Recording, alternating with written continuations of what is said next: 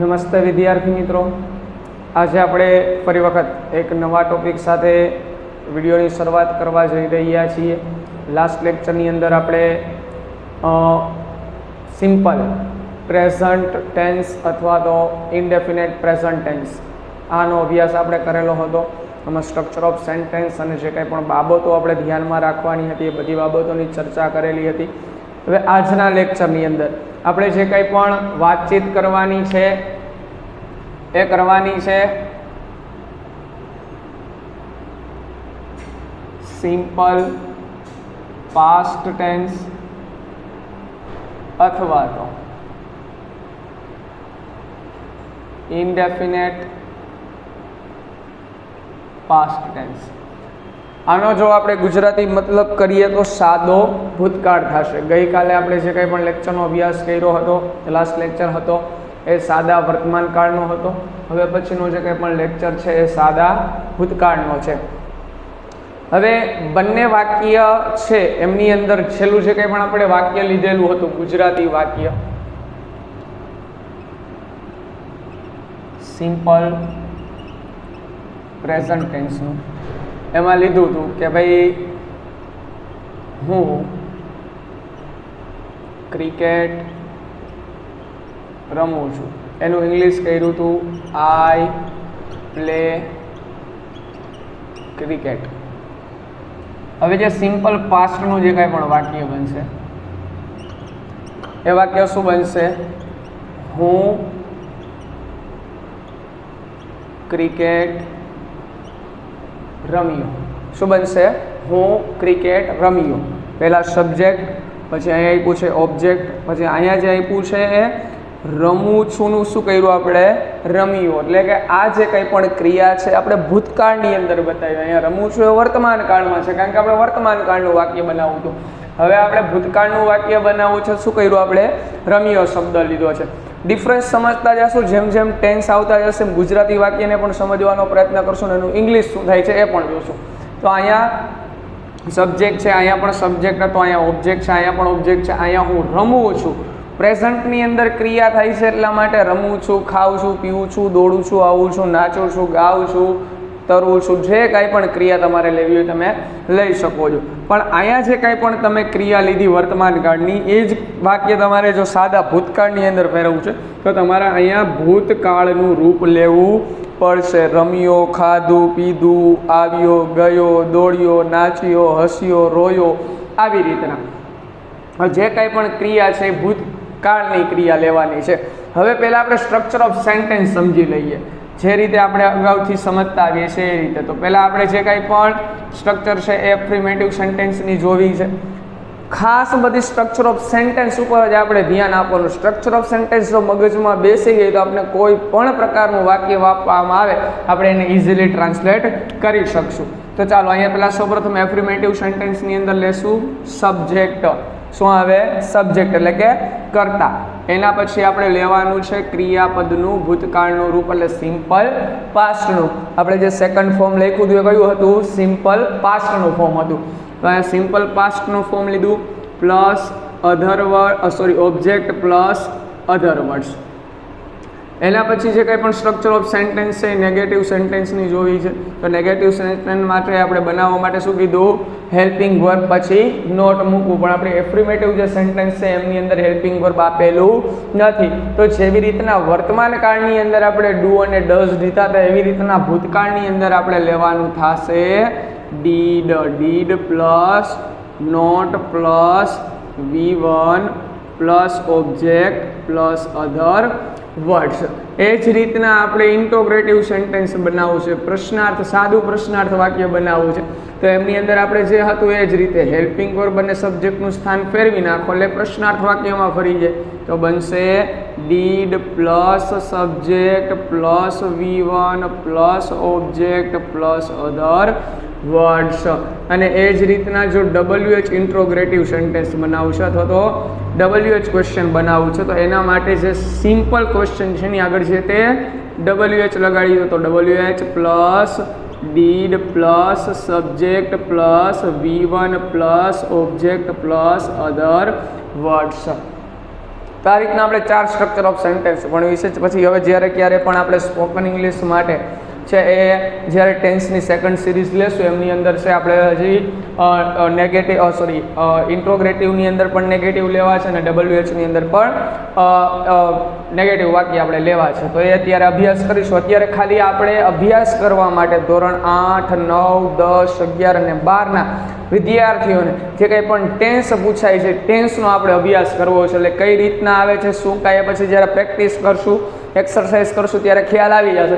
પણ અત્યારે આપણે જે કંઈ પણ બેઝિક છે આપણું જે કંઈ પણ ફંડા છે એને ક્લિયર કરવાનો પ્રયત્ન કરવાનો છે. આપણો કોન્સેપ્ટ ક્લિયર થઈ જવો જોઈએ. તો ચાલો આવે સ્ટ્રક્ચર ઓફ સેન્ટેન્સ છે. આટલી સ્ટ્રક્ચર ઓફ સેન્ટેન્સ ખાસ યાદ રાખવાની છે. આ જે સ્ટ્રક્ચર ઓફ સેન્ટેન્સ છે શેની છે?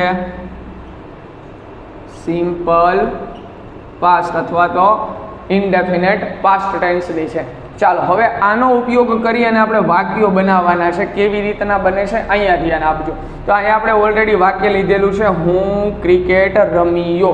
તો આપણે સ્ટ્રક્ચર ઓફ સેન્ટેન્સ મુજબ એને ઇંગ્લિશમાં ટ્રાન્સલેટ કરીએ તો સૌપ્રથમ સબ્જેક્ટ છે. આપણે અહીંયા પાસે સબ્જેક્ટ કોણ છે? હું. તો હું ઇંગ્લિશમાં કહીએ છીએ આય.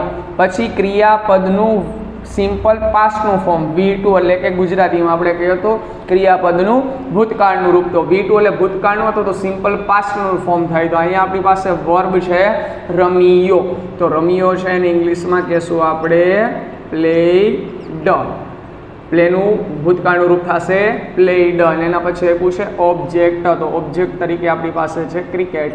તો આઈ પ્લેડ ક્રિકેટ.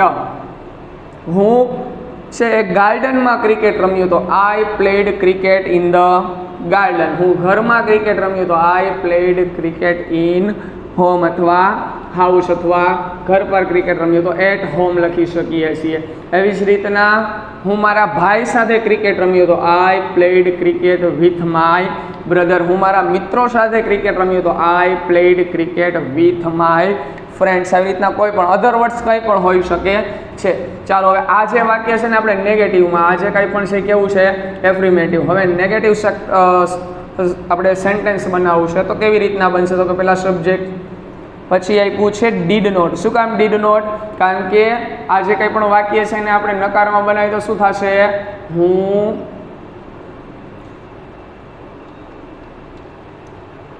ક્રિકેટ રમ્યો નહીં. હું ક્રિકેટ રમ્યો નહીં. તો આ જે કંઈ પણ વાક્ય છે એ નકારનું છે. ખાસ યાદ રાખજો, નહીં શબ્દ લાગશે. હું ક્રિકેટ રમ્યો નહીં.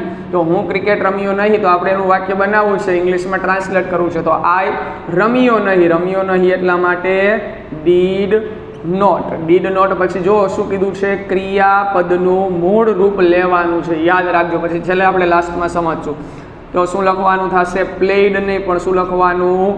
પ્લે લખવાનું. V1 એટલે કે સિમ્પલ પ્રેઝન્ટનું ફોર્મ લેવાનું છે. તો અહીંયા પ્લે અને ક્રિકેટ એટલે માટે અધર ઓબ્જેક્ટની અંદર આવી જશે cricket. I did not play cricket. હું ક્રિકેટ રમ્યો નહીં. હું મારા ભાઈ સાથે ક્રિકેટ ન રમ્યો. તો I did not play cricket with my brother.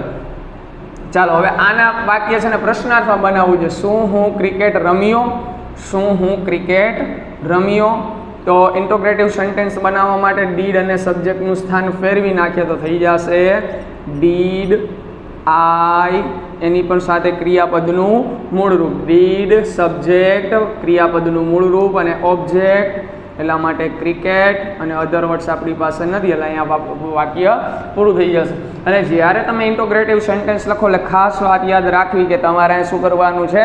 પ્રશ્નાર્થ ચિહ્ન મૂકવાનું છે. આ ખાસ યાદ રાખવું. ચાલો એના પછી આપણે WH ઇન્ટ્રોગ્રેટિવ બનાવવું છે. કેવું? WH ઇન્ટ્રોગ્રેટિવ. તો WH ઇન્ટ્રોગ્રેટિવ બનાવવા માટે શું કરવાનું? તો કે જે તે WH તમારે આગળ લખવાનું. હું શા માટે ક્રિકેટ રમ્યો? તો થઈ જશે Why did I play cricket? હું ક્યાં ક્રિકેટ રમ્યો? તો where did I play cricket? હું કોની સાથે ક્રિકેટ રમ્યો? તો whom with did I play cricket? હું કેવી રીતના ક્રિકેટ રમ્યો? તો how did I play cricket. WH પછી આપણે લેશું આગળ છે તો આપણે આખું ચેપ્ટર જ છે WH નું લેવાનું છે. કયો WH ક્યારે ઉપયોગ કરવો, કેવી રીતના કરવો, બધી વસ્તુ જોશું. પણ અત્યારે ખાલી આપણે જોવાનું છે સ્ટ્રક્ચર ઓફ સેન્ટેન્સ મુજબ કે WH plus helping verb plus subject plus verb અને plus other words.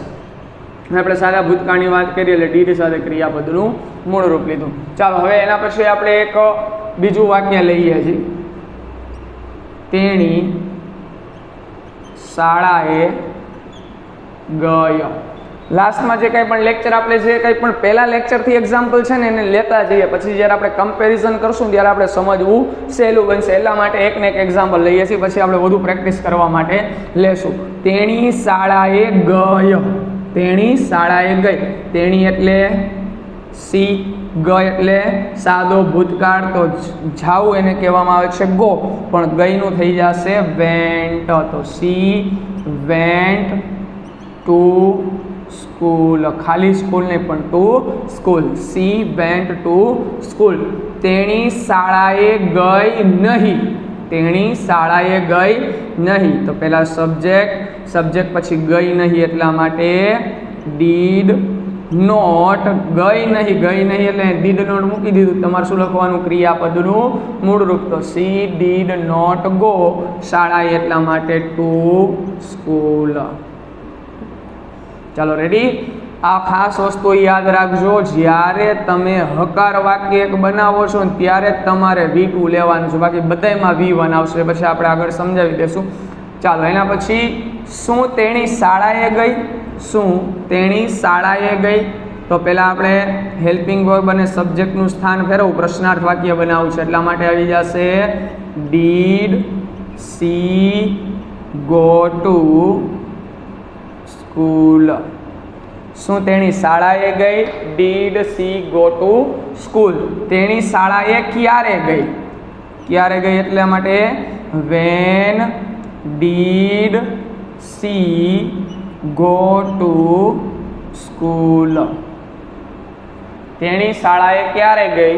When did she go to school. તો આવી રીતના તમે કોઈ પણ પ્રકારનું વાક્ય બનાવી શકો છો. આપણા માટે મહત્વની બાબત એક જ છે. શું? તો કે સ્ટ્રક્ચર ઓફ સેન્ટેન્સ.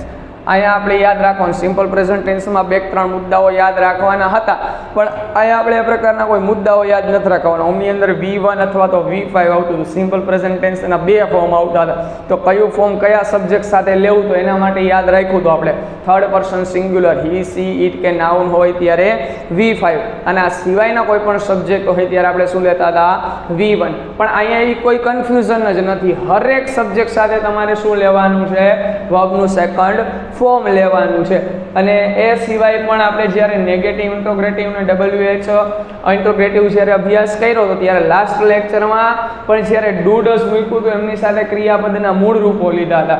અહીંયા પણ ડીડ સાથે આપણે ક્રિયાપદના મૂળ રૂપો લીધા છે. તો હવે જે કંઈ પણ બાબતો છે ને એ થોડુંક ધ્યાનથી જોજો, જેથી કરીને આપણો ફંડા છે એ ક્લિયર થઈ જાય.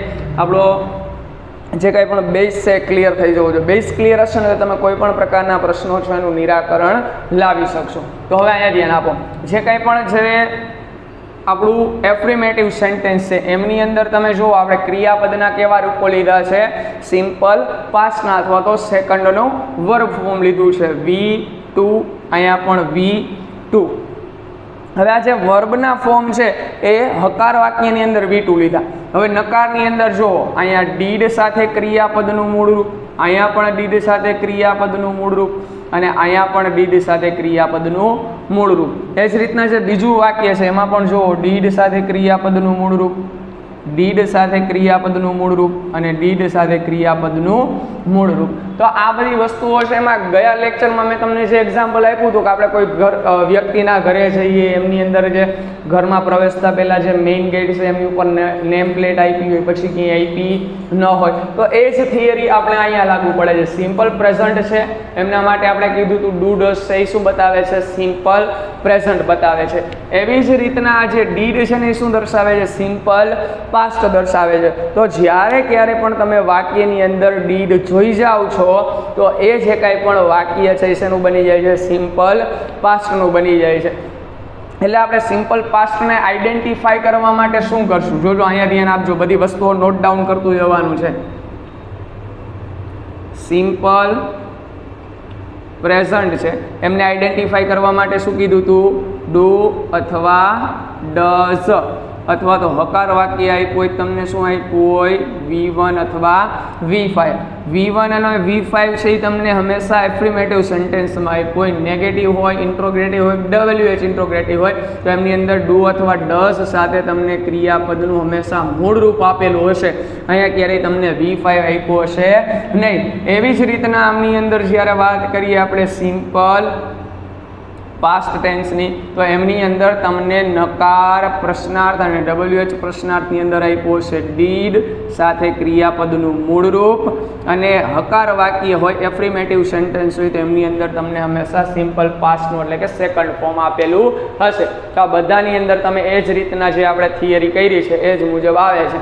તો આ બે વસ્તુઓ લાસ્ટ લેક્ચરમાં આપણે સિમ્પલ પ્રેઝન્ટ જોયું હતું, એમાં આ નોટ ડાઉન કરવાનું હતું, અને સિમ્પલ પાસ્ટની અંદર આટલી વસ્તુ નોટ ડાઉન કરવાની છે, ખાલી મગજમાં મૂકવાની છે. અને આ સિવાય આપણી પાસે સ્ટ્રક્ચર ઓફ સેન્ટેન્સ છે. તો આ રીતે આપણે સિમ્પલ પાસ્ટને છે ને આઈડેન્ટિફાઈ કરી શકીએ. કેવી રીતના ફેરવશું, શું ફેરવશું એ પછી જોશું, પણ અત્યારે ખાલી આપણે બેઝ ક્લિયર કરવાનો છે, આપણો કોન્સેપ્ટ ક્લિયર કરવાનો છે. જો કન્ટેન્ટ આપણું ક્લિયર હશે તો આપણે કોઈ પણ પ્રકારની સમસ્યાઓ નહીં આવે, અને પ્રેક્ટિસ કરી લેશો વધુ ખ્યાલ આવશે. જે ફંડા છે એ સંપૂર્ણપણે તમારે ક્લિયર થઈ જશે. તો ચાલો મિત્રો, હવે આવતા લેક્ચરની અંદર મળીએ છીએ એક નવા ટેન્સ સાથે, જેમની અંદર આપણે અભ્યાસ કરશું સિમ્પલ ફ્યુચર અથવા તો ઇનડેફિનેટ ફ્યુચર ટેન્સ. તો આવતા લેક્ચરની અંદર મળીએ છીએ. ત્યાં સુધી બધા વિદ્યાર્થી મિત્રોને જય હિન્દ, જય ભારત.